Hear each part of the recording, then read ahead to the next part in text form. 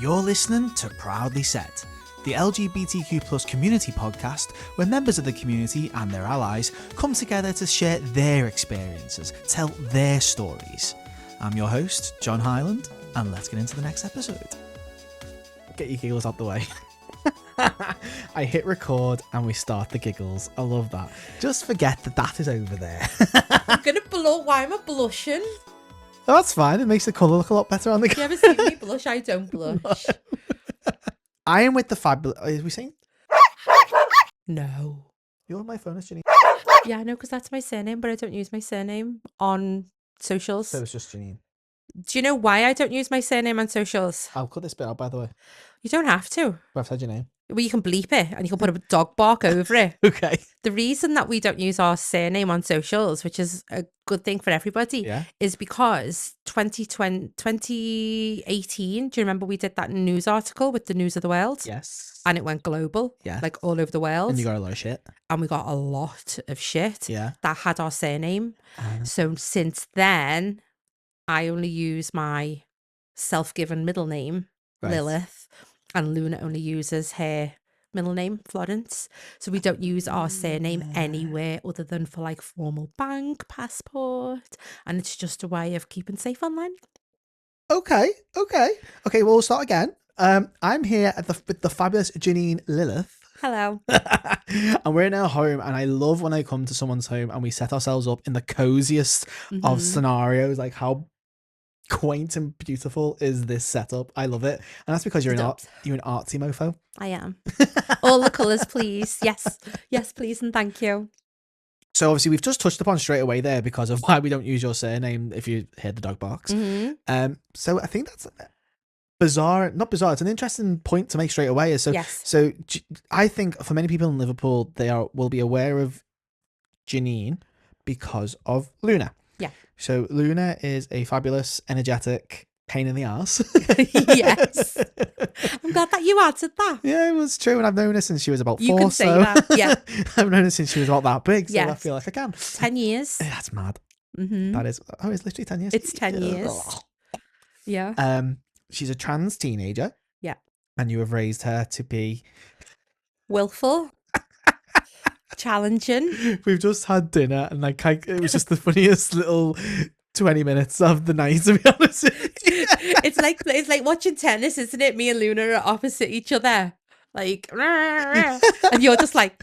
That's literally what I was doing at the head of the table, like. Yeah. Wow. So yeah, so wild. You are the parent of a trans kid. Yes. And I suppose just that simple question of how has that been for you? Ooh. That's a big question. It is a big question. It's so small, but so big. Huge. I would say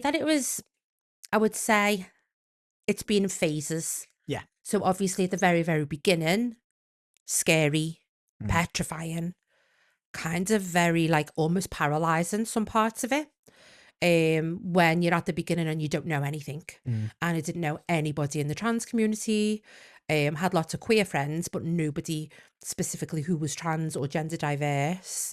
So very going from that brand new point of view. And almost still having those kind of old indoctrinated voices in your head of, just not the nice stuff. Yeah, like this isn't right. Yeah, so like inverted commas. Yeah, feeling like almost like hopeless. Like you have a child, your heart then lives outside of your body as that child. Yes. And then you've got those hopeless, very, very scared feelings. But that quickly changed. So then I started meeting people in the community. Am I allowed to mention names? Yeah. So I met Imogen. Imogen was the first trans woman that I met. And to be the first trans woman that you met, she was a powerhouse. Yes, epic. And just to put it out there, Imogen is sadly no longer with us, but her legacy is definitely still there. There's a photo of her on there. Aww. Yeah, she's on there. She's part of our ancestral wall. Wow, love that. But she's a force to be reckoned with. So that to be your first trans experience. Yes, she taught me all about not having to pass, all about using your own terminology. All of that brilliant lessons from her.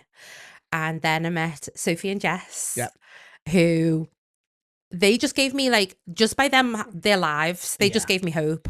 They, Like normality in yeah, all sense of the they, world. yeah. Sophie was in a running club. She was an artist. Jess was doing hair. Amazing, like very, very good job. Yeah. They were about to get married. Yeah. It was hope in real life. And then the more people that I met like that, the more I could like breathe a little bit more. I'm like, Yeah. oh, okay. So is that how it This is felt gonna to be begin okay. with? It was like suffocating. It's like, I do not know what to do or how to like support my child. Yeah, like I couldn't catch me breath. Couldn't catch me breath, didn't know where to start. Yeah. YouTubing as much as I possibly could. Which can be good and can be very bad. Yeah. Some And of the things you could especially because find. there were not an awful lot of parent stories. I think at the time, there was Jazz. She was like the kind of most, for want of a better word, like famous Yeah. young person. And their story was very positive, and her mum and her family were all very positive. So I got some hope from them, but they were, they're in another side of the world, so not close enough. To reach out to. Yeah, yeah. And then Pride 2026. 16. Pride 2016. Pride 26 hasn't Yeah. happened yet, babe. So that's what I mean, 10 years this year. Wow. I took Luna to Pride for the first time, Dressed as Alice. and we met an organisation there. We'll call them the Aquatic Organisation. And I got to meet some amazing people who worked for the Aquatic Organisation at the time, who no longer do. And, Jesus. and that was it. And that's where you found your That tribe. was it. We found our tribe, all of the permission, all of the courage. Yeah. Yeah, for sure. And we became family, and the relationships within the community grew and grew. Yeah. And one thing I love doing is inviting people for tea. You do. It's like your thing. Yeah, I do. So I just started inviting people for tea, and let's get to know each other, and Yeah. let's, see if we can build a reciprocal friendship. And that's what I did. And that saved me. Yeah. So when I say things like, I'm obsessed with the trans community and I adore them, it's because they saved me when I was at my most fearful, and they continue to do so. Luna doesn't get that quite yet. She's not. She's a teenager. She's She's a typical teenager. So she doesn't understand that quite yet. But yeah, for me, I have it. My love is now separate from Luna. Like, if that makes Yes, it sense. does. So I get it's ya. gone way beyond me having a trans child. Like, there is so much more reason for me to, just be totally in awe of our trans and gender diverse communities. I've seen you enter a room and the amount of people who want to come and say hello and give you a hug and all this. And Yeah. that just goes to show. And I think from a more recent perspective, you sang at I did. last year's Pride is a Trans-led protest Yeah. organised by Protect Scouse Dolls and other organisations and individuals. And I think that goes to show what impact supportive parents have on the queer community, and predominantly, like right now, the trans community. Yeah. So I suppose what's made you want to speak up more?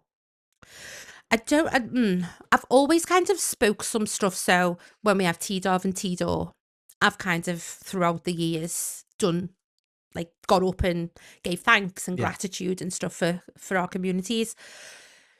I think the change kind of came with when you do the speeches and you're in a small environment like T-Dov or T-Door, like a nice little speech is enough. Yeah. When I've gone to protests or rallies or demos or prides or things like that, it's always been very loud and shouty and very anger driven, because I felt angry because what happens to our kids and our communities is it's not okay. Yeah. Makes me angry. But when you've been in that anger for a long time, you can't stay in it because your central nervous system it can't cope. Yeah. So I needed to kind of start thinking of a different way that I can kind of protest, Okay. but without screaming and shouting and swearing. And I'm doing this because that's what I did for a long time. Yeah. And then I seen, am I allowed to mention names again? Yeah. So then I seen, if you've seen the videos, you will have seen this anyway. I recorded. Yeah, you did. You recorded the whole song For you, yeah. there was this group, and I seen it on Instagram, and they'd recorded this real anti-TERF song to sing as a counter demonstration at something in America. But I didn't know it was in America at the time.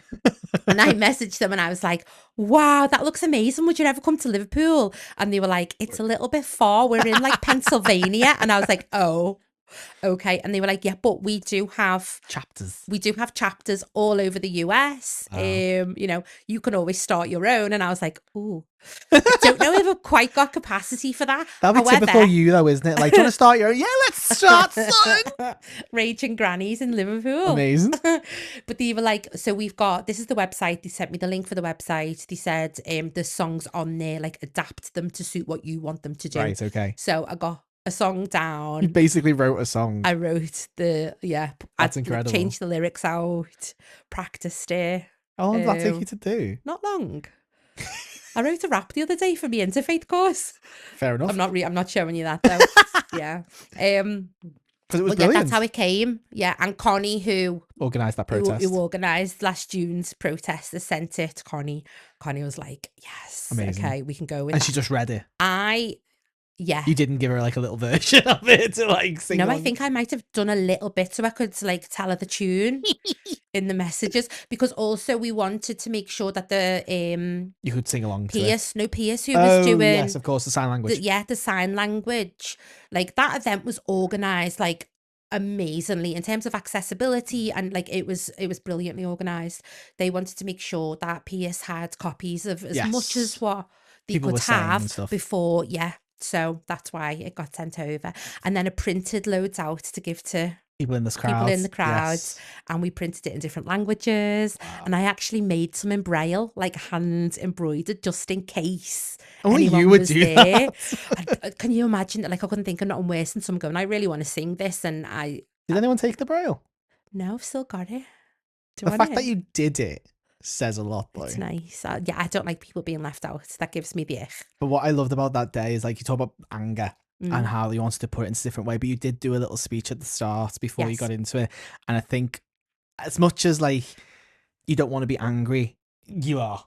And I think the bit that got the most response was like you were talking about, you know, our lovely our rainbow children or our rainbow don't have fucking kids. It was that bit. Yeah. Like if you can't love your rainbow coloured children as unconditionally, then don't have fucking kids. And that got like one of the loudest cheers because it was just it was the way you delivered it. It was just so flippant. Like just don't do it. Just don't fucking do it. People don't expect that from me. I think because I'm smiley and like I'm older and I'm colourful and I can like be quite cutesy. People think you're just fluffy. People don't expect me to have like that kind of yeah.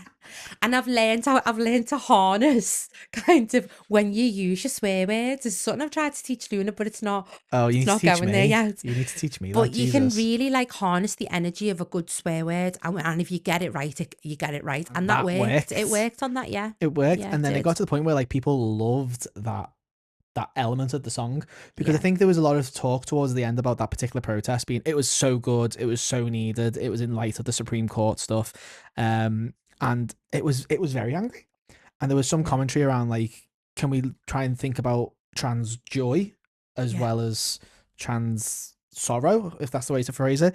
And I think as much as your song was very much being angry, it kind of lightened the mood in that's what music does. In a positive way. Like it still had a point. Yeah. It was still connected to the protest, but it kind of lifted people's spirits in a way. It's the energy. Music changes the energy. Like, have you seen the movie Sinners? No. Oh, it's so good. Hasn't just won loads of awards. Good movie. Yeah, but it also explains like how like music through the years like really affects the energy around us. And one of my favorite things about Luna is the music she brings into this house. Right. And music does have that like ability to shift the energy. And I wanted to kind of do something that connected people. So we were connected by the shared lyrics. I didn't want to do it on my own, so other people were invited up because we're community. And it was let's raise the energy, but let's do it without I haven't got it in me to just shout and scream and be just angry. It needs to be something more. It needs to be driven with kind of more love and connectiveness for me. I will never ever tell anyone else that they shouldn't be angry and shouting and anger, and all, there's a place for that. And But I'm just a bit tired. it's just different ways of doing Yeah. things. Like people because I find it really frustrating sometimes when people say like, oh, you didn't turn up to this. And it's like, well, I've done something in my own way and Yeah. I've still been able to do Yeah. my protest or whatever in Very different much. ways. Yeah. But to that point, it's like that had such an impact that then you were invited back to do it again at the muster for Pride last year. Yes. I wasn't able to attend. What was it like there? Was it Can't similar remember but it. different? I can't remember it. Was you know, when we did it at St. George's Hall, was Yeah. you at the top of the steps when I finished? Like my legs went. So I filmed the whole thing from the bottom, and Yeah, then you were. and then when you went up top to check on Luna, I followed you up, and then My Luna went mad legs because they were gone. talking to Tyler. Yeah, they were. Jelly My legs. whole body was like So you were convulsing. thinking on adrenaline. Yeah, completely like gone. And then Luna was there, and other people were like really emotional and stuff. Yeah. So Yeah, I remember seeing Connie. She was crying her eyes out. yeah. Bless her little heart. Oh, my heart. She went for Tia. So for Pride, I needed to get into The zone. zone. I wasn't like, I went straight to the front, so I didn't even see the crowds Right. Okay. really. And then so that's where the people that I knew more personally were. So I was just kind of standing with them. Yeah. And then we just did it, and it was Same I hope some people liked it. I feel like they will have done, because obviously because it's interesting, because obviously Pride, because it is Pride, brings out like a bigger crowd rather than the genuine protest. It is what it is. So I kind of wish I was able to experience that, just to see the difference in how it was received and if people were joining along, because that chorus was so catchy. Yeah. So are the Raging Grannies going to come back out to play at another point, maybe? If they're asked. If they're asked. I wouldn't say no. Like these things are bigger than me. Like it takes on it's Which an is entity nice, on its yeah. own, isn't it? So if I was asked to, then yes, because that song exists now. And if it can bring someone else some strength and some joy and something that is beneficial to the community, yeah, always. So on that, about like, it's not about you, it's about what you've provided, what you've created, and in the same breath, going back to 10 years ago where you felt like you couldn't find a resource or support network or this, that and the other, have you found that because of the way you are within this community, you are seen somewhat as people coming to you for the exact same thing that you were looking for? Absolutely. Yeah. And I'm more than happy to do that, because again, you never lose, yourself. When you've been in your life's most difficult and you're on your knees, you never forget the hands that hold you up. Yeah, absolutely. And then you also want to reciprocate that. You want to give that back. And I'm acutely aware of how struggling people are. Yeah. No, that does, how families are struggling. That's what I meant to say. How families are struggling now, because since then things have just continued to deteriorate in lots of ways. And what's worse about that, sorry to interject, I found in those like 2010 years, it felt like things were getting better. Yes. And then all of a sudden something happened and pew! Yeah. Sorry to interject, I just wanted to make that point. It was the Kira Bell case. Yes. For me, that was when it kind of went, okay, this is not going to go the way that we thought that it was going to go. That was like this turning point. And when the courts and the media started to kind of, I mean, the media was a bit rubbish anyway, but it wasn't as bad as what it is now. That felt like the turning point, to me. Like even today at recording, it's I had Good Morning Britain on this. I think I prefer that to BBC News Breakfast. I watch the news of the morning. Leave me alone. And I think I went out to make a coffee after I have to have 2 coffees in the morning, because otherwise I can't function. You asked me before what I have for my breakfast, and I said nothing, and you were like, "That's terrible. You should be eating breakfast." Now I'm going to return the favour. You should not be reading, listening news in the morning time. It's just like it's the main time I have it on, to be fair. But I was in the kitchen and they were talking to a government minister about something. And then literally within the space of seconds, all I could hear was about the argument of trans women using women's bathrooms. I'm like, who are they talking to and why is it turned to this? Because prior to that, they were talking about, what were they talking about? They were talking about... They turn everything to that. It's like, you're like... But yeah, it's just bizarre. So the media is really frustrating. So is it because you've seen this has gone wrong and we need more people in supportive roles? Not that you've put yourself there, but people seem to naturally come to you. Yeah. A mother hen. Yeah. And that's always been my, like, before I gave up work to home educate Luna, my professional roles were always in the helping Yeah. roles. So it's kind of a natural thing for Motherly me to be thing. able to like hold space. Yeah. Yeah. Yeah. And how's that Don't know been? how else to say it. No, But yeah. no, yeah, just yeah. Yeah. But yeah. Yeah. But how is that though? Because like, surely I mean, that must be quite daunting and quite like a lot of pressure on yourself, who is still going through it yourself with your own child, to then have to hold for other people. It's boundaries. Yeah. So you've got to get good with your own boundaries. And when you've been doing it a long time, you do get better at your boundaries. So being able to say, I really want to be a source of help for you, but I haven't got capacity right now. Can I call you tomorrow? Or even signposting. Or I signpost them. Yeah. Which unfortunately, there isn't an awful lot of face-to-face stuff No. that you can signpost to anymore. Yeah. We were really blessed when Luna was younger because we had the aquatics organisation. That's gonna keep making me giggle. Yeah, if you know what that is, don't comment it down in the doobly-doo. things. Yeah. I feel like locally, like when you think of like There LGBT, was, but there's not no more. No. like if for young people, like it's gyro Gyro's brilliant. in Liverpool Yes. specifically, and then maybe to a further extent when you're older. So yeah, but then other than that, it's just local groups. There's the gaps as well though, because gyro, when we were first looking, gyro was from 12. Right. So yeah, you've got 12 to those 25, younger isn't it? Yeah. ones, younger children, and then the family support, especially for the younger ones, because when you've got the younger children, the children themselves don't have as much kind of Yeah. freedom to go and source their own support and their own role modeling and things like that. So that comes from families. And because there's not an awful lot of family support, that kind of first, what am I thinking? Yeah, the first place, your first port of call, your first point of contact, Is your the first family, place, yeah. So if they haven't got support, then where Where'd you go? is it getting? Yeah, where are they getting Where'd it you from? go? And that's when people go online, and then you can start reading. There's a lot more negative things that people can find Yeah. online if they're not signposted to appropriate stuff. Yeah, It's interesting how that still happens now, sorry. Yeah. Because I was saying recently, like when I started the whole YouTube thing like 16 years ago, that was because then it felt like the internet was the only place to get your resource for like LGBTness, not the fact that Yeah. you're not alone. yeah, Basically what we're saying is it's back to that point again. yeah, Because places are getting banned, things are getting stopped. There's, Yeah. like you say, like social media is a cesspit yeah. and this, that and the other. So I suppose what would you say to someone who's having a similar experience to what you did? You know, they've got a young child who's going through this journey. Like, what would you say to them? Go to events, find your tribe. Online resources are great. Yeah. So the aquatics organisation has a really, really good online resource Yeah. system. It's been set up forever and a day.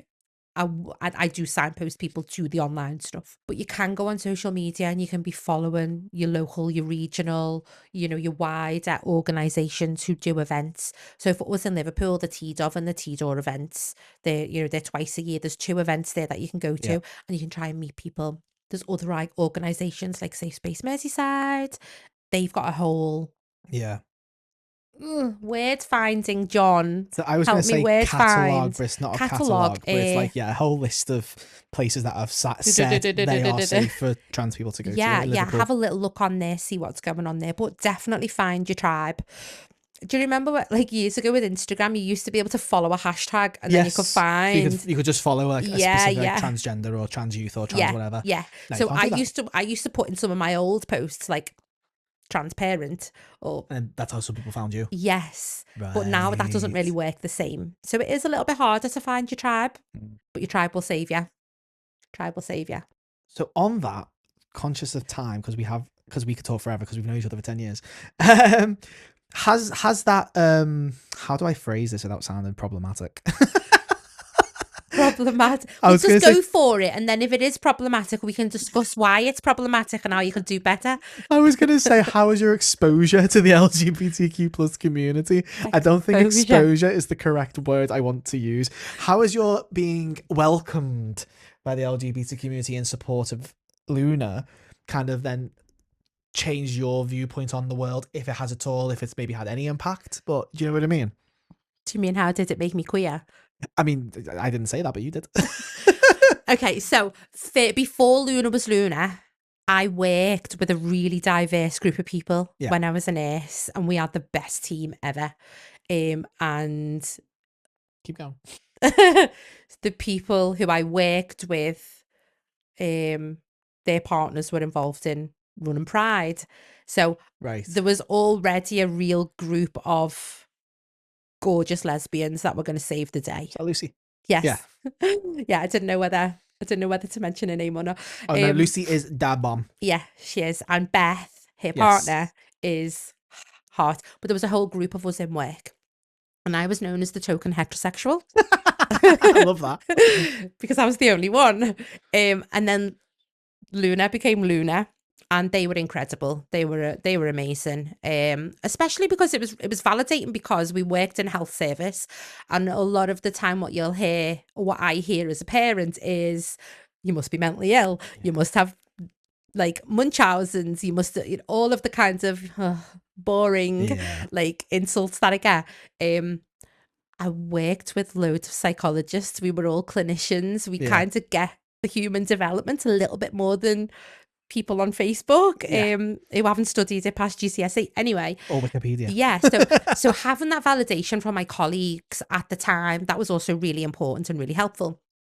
What then happened was I started to kind of explore what gender meant, because I'd never really explored it. Like for me individually, I had an idea of what it meant in society, but only on the surface. Yeah. So that's what I did. I started exploring gender. I was thinking about, how do I feel like a woman? What feels feminine for me? And then also, how do I see masculine, and how do I see binaries and that kind of stuff? And that's off the back of the experience with Luna. Yes. So, because if you have a trans child, you've got no option but to start exploring gender, especially because when they're so little, and Luna was little, wasn't she? Yeah. A lot of the education stuff. So before Luna even knew the word transgender, I was explaining to her, like, girls can have short hair, boys can have. We were doing the kind of trying to unpick the binary. That heteronormative, this is what stereotypically this very gender much should be. Yeah. So we were doing that stuff. So my own learning and growth just kind of came from that. Right. But then you start to make it really personal. So actually, how do I feel like? How do I know I'm a girl? How do I know that that's where I want to sit on this spectrum?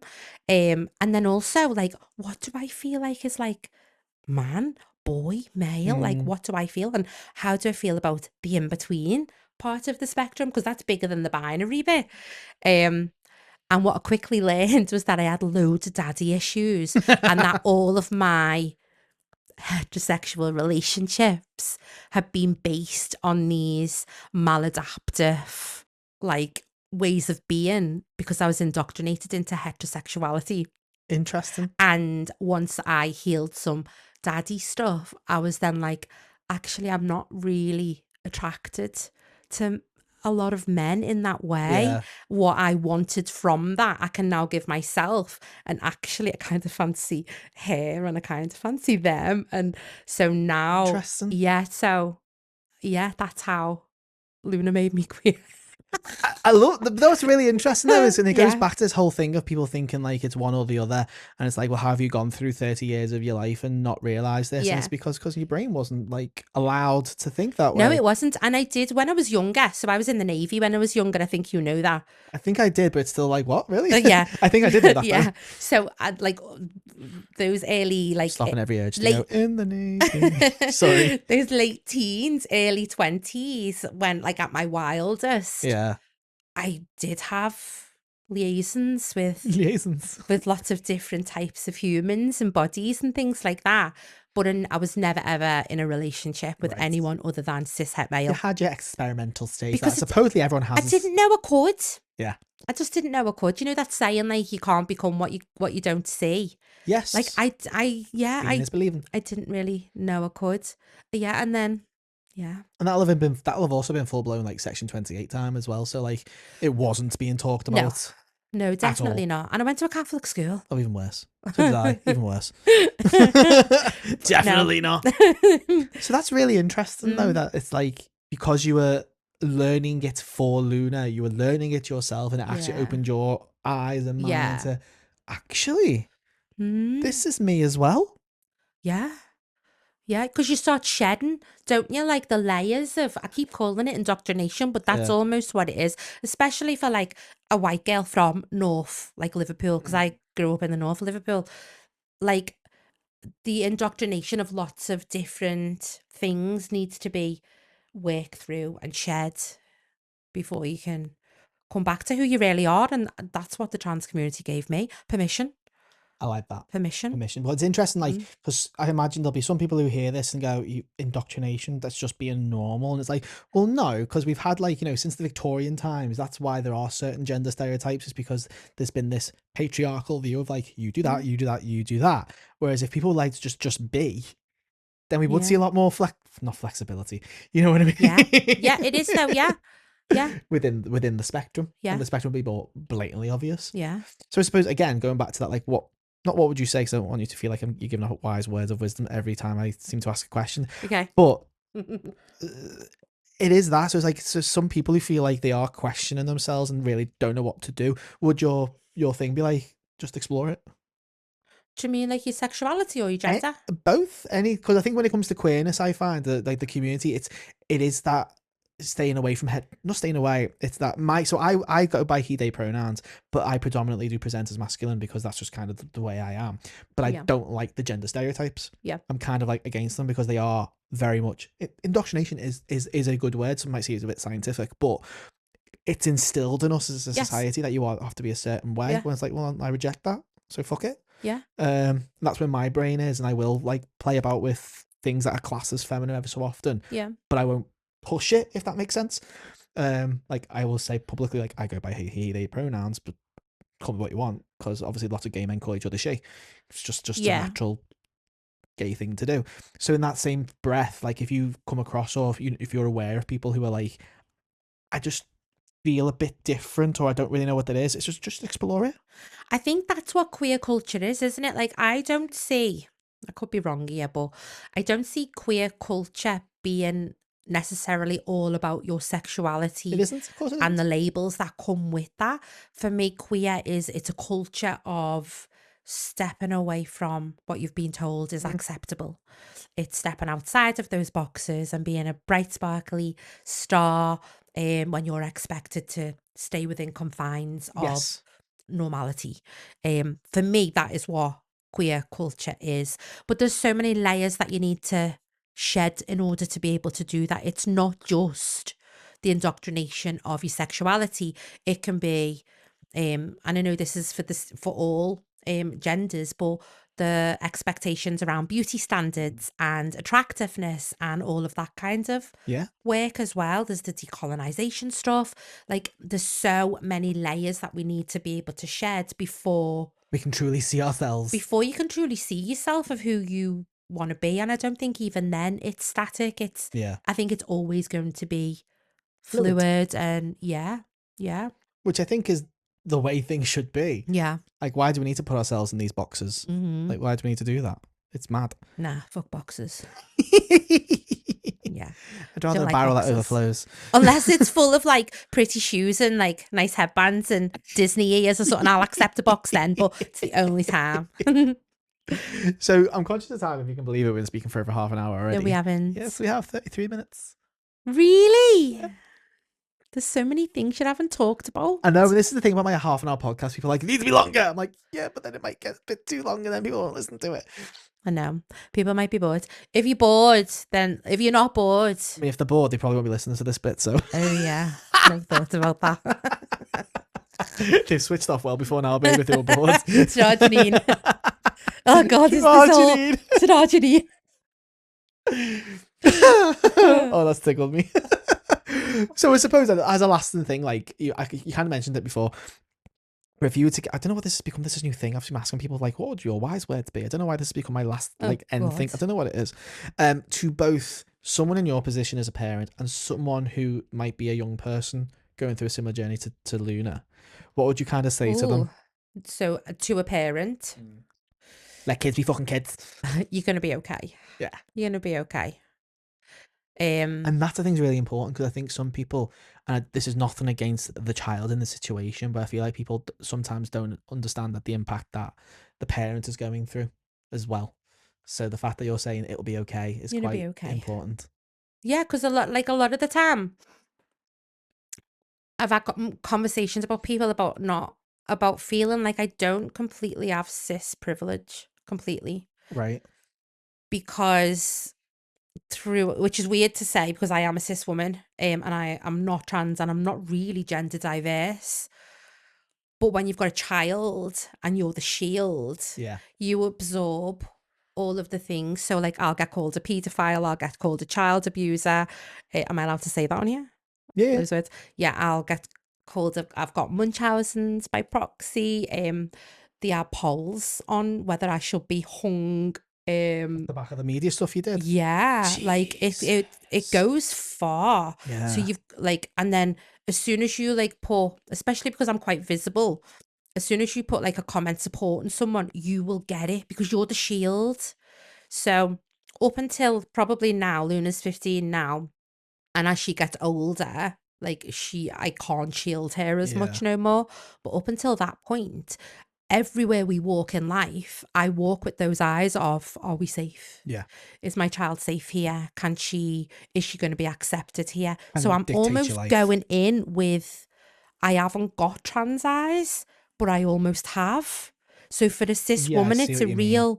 it's a real unique position to be in because I'm trying to see everything from a Her safety point perspective. yeah, I'm trying to learn all of the things and all of the options for her. Of the way she's now there. I know. She's just there. Imaginary Luna. Or imaginary Luna, she's taller than me now. Yeah, so you kind of have these different eyes. I still have the privilege, so I could stand in a group of other cis women and I know that they're going to hear my voice in a different way than Yeah. what they'll hear Luna's. I can still get angry on a demo, Yeah. and my angry voice will be seen different than what Luna's will be. So I absolutely have cis privilege, but it's just slightly different than a regular cis woman who hasn't got a trans or gender diverse child. Just does that make sense? Yeah, it does. So it's a unique position to be in because I'm probably as close as you could be without being. Yeah, I get that. I don't know if that sounds weird. No, Does I it sound think weird? no, I think I know what you're trying to say. It's this element of like, because you're the parent who does identify cisgendered, queer as fuck, but Yeah. cisgendered, and you don't want to profess to be someone who's got that lived experience, but No. but you are living it. You're living it with Luna. Yeah, it's that. So Yeah. it's that element of it Yeah. being protective for your child. Yeah. Who's going through this, so by proxy you're learning at the same pace they are. Yeah, absolutely. So I have to know all the You're welcome. legislation. I have to go to all of the meetings with the PMs and doing all of the emails, getting all of the things shared. So it's a little bit more than an ally. Yeah. Yeah, it's being active. It's not 100% cis privilege. It's a very strange, unique position to be in. I think there's an element of, I'm conscious we've now gone on a math tangent here.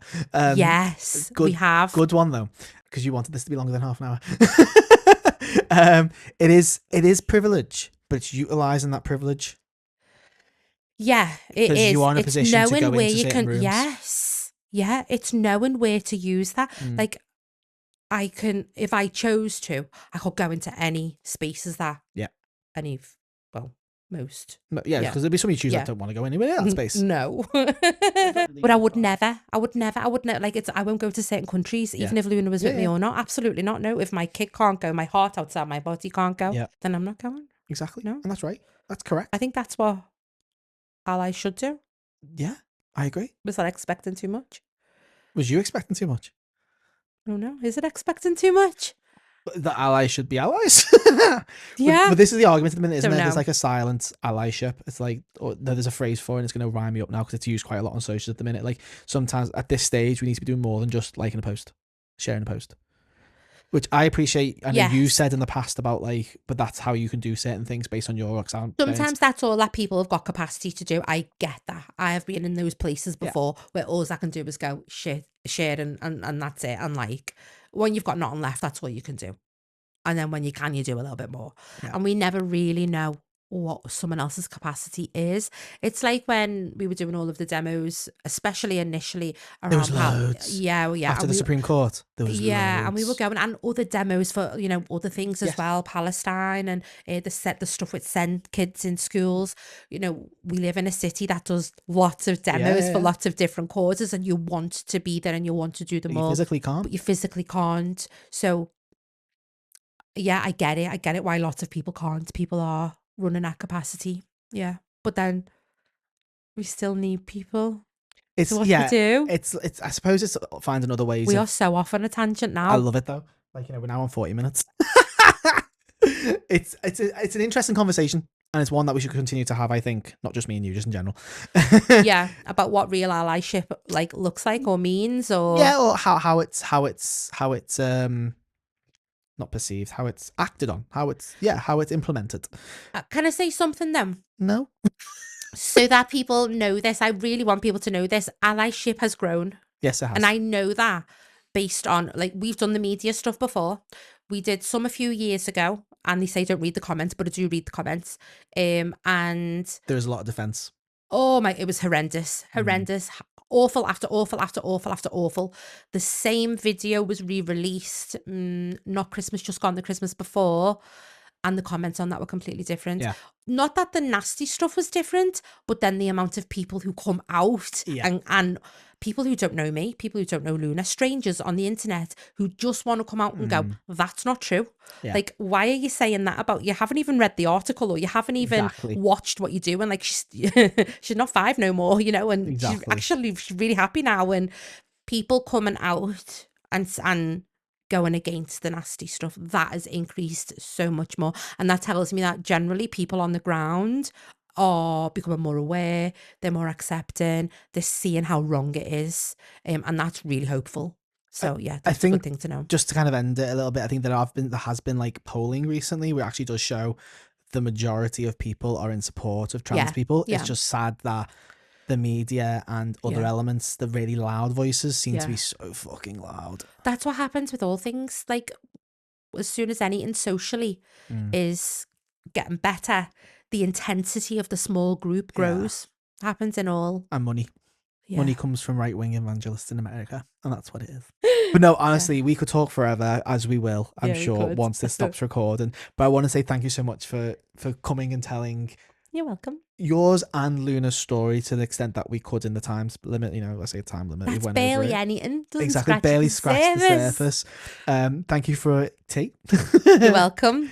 Thank you for... Did you like your tea? I did like the tea. Good. I was falling asleep from the tea. And we're talking about dinner, by the way, food, not the amount of gossip she gave me. No. Or you gave me. If people want to find out more about yourself, or, you know, follow your journey as you move on, where can they find you online, or where would you direct them to for resources? You can hear the song on my Instagram. I think it's pinned at the top. Yeah? I think so. What's your Instagram handle? Jeneen Lilith. Jeneen Lilith. I think so. I'm sure it'll come up if you search it. I think it is. I can't check. My phone's getting recorded. I think it is. I have a few though, because then I have Jeneen Lilith Disney. Yeah. Then I have Jeneen Lilith Artist. Are they all on the one profile? Can you go on one and they'll all be linked? No, but if you put Jeneen in, people won't know how to spell my name either. Because that's weird. Jeneen. If you put it in, the 3 will come up. Right, okay. So Jeneen Lilith. I have my everyday one, my Disney one, and my art one. There we go. I mean, we didn't get to talk about your art. We didn't even talk about Disney. No. But again, thank you so much. I think you're an amazing person. Oh, you're an amazing parent, and you are definitely becoming, or if you aren't already, which I think you are, someone that a lot of people in our community look up to. Especially those who might, I hope you cry, I want you to cry. And for, like, you know, many people, I'm not gonna cry. People have chosen families, and I feel like some probably say that you're part of that. Always. I'm always available with a mummy hug. Come hug me. When Pride comes up, Jeneen's going to be wearing a Free Hugs t-shirt. Yeah. Yeah, I will be. But make sure you check out the rest of Proudly Said, and please join the front row to keep these conversations going for less than £3 a month. It keeps the conversations going because it keeps my brain from going crazy. And we'll catch you next time. Thank you for listening to Proudly Said. If you enjoyed this episode and want to hear more, check out the rest of our episodes where you listen to your podcasts. If you want to support the podcast and keep this conversation going, consider joining the front row. our exclusive membership programme for less than £3 a month, where you get exclusive access and so much more. Check out our website for more information, proudlysaid.co.uk.